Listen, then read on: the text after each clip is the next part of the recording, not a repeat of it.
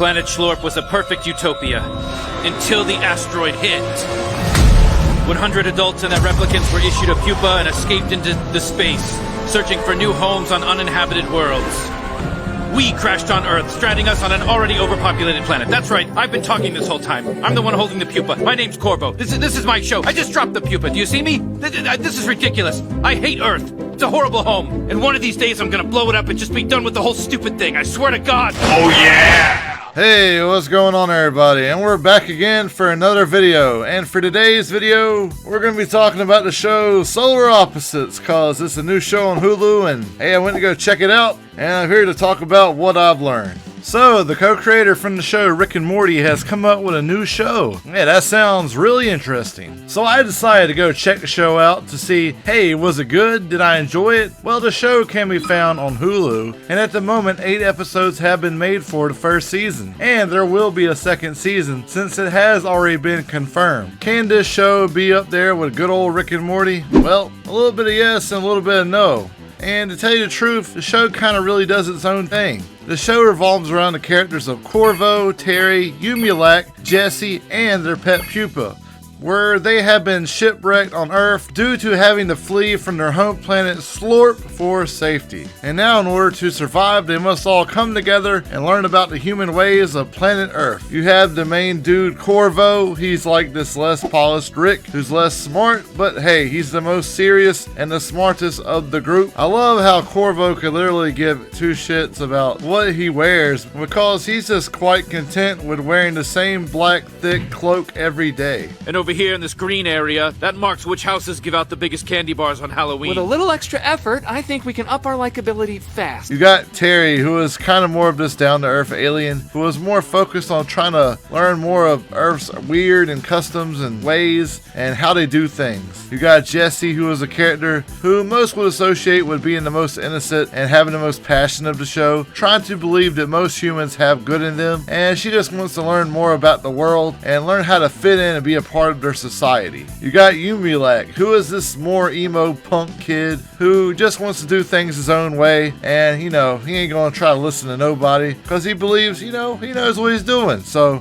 he's gonna keep doing that. And OhYeahCory also sounds like Turkey Tom. You know what I do when I'm out of ideas? Cocaine. And then I get like a million ideas at once. And you got the pet pupa, this yellow alien thing, who was just really amazing to see how strong he really is. Like in one of the early episodes, you get to see him take down a whole flock of crows and beat the crap out of them. And I'm sure this character will go through lots of changes and evolve over time and become some crazy other form or being of entities or whatnot or whatever. We may be trapped on this world, on the brink of mass extinction, plagued by a species that destroys the environment, but at least we have each other. Oh, sick!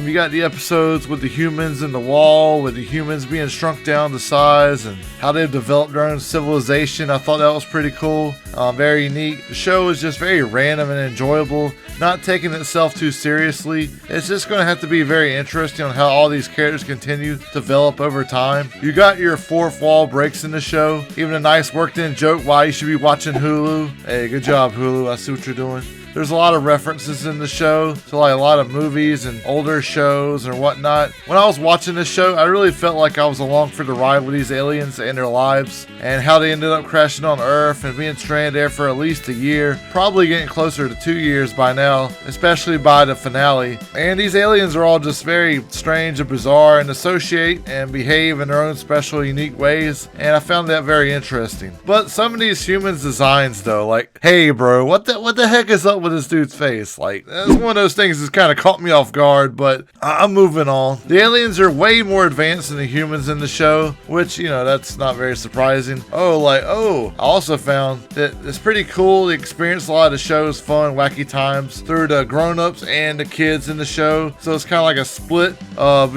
each got their own side plots going on. Kind of a nice perspective how it's being done in most cartoons or adult cartoons these days. Kind of like how they do in Bob's Burgers, which match. You know, they would have their kids plot and they would have their adults plot, and it kind of just all just meshed together sometimes. I really thought the show did a great job with the world building and how this world felt a lot more relatable to most of the watchers, and how it was easier to relate with them than some of the stuff they go through on Rick and Morty, and how the society would be a lot more tame and more relatable in this show. Reduce people to statistics. Blood type, what their favorite song is, what percentage gay they are. Ooh, this is how much people like us. There's an episode where a giant monster tries to like take over and destroy the city. And you got an episode where a robot goes rogue. Good to see that Terminator references are still relevant in the year 2020. I'm sure Arnold would be so proud. If you're started watching the series and it hasn't really grabbed your attention, I would say you should definitely check out the later episodes 6 through 8, my most favorite of the show so far, and things really start ramping up to a higher level. There just seems to be a lot more relaxing, chill moments in this show compared to Rick and Morty. Oh, don't throw that out. I can sell it. It has an unstable gray hole inside. You're an unstable gray hole. Nice. A lot less of high stakes as far as living or dying goes, as well as far as season 1. But I'm sure the writers planned it that way,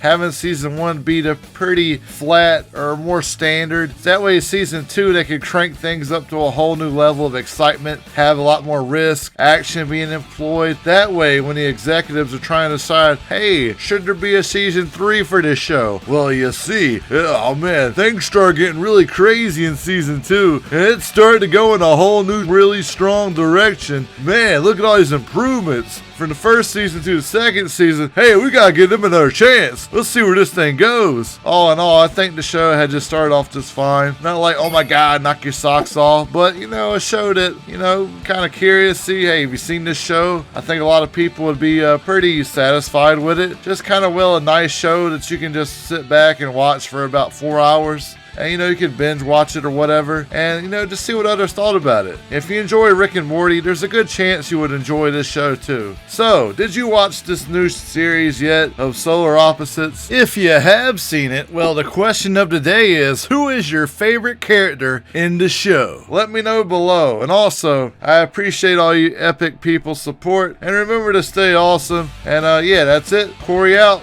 Peace.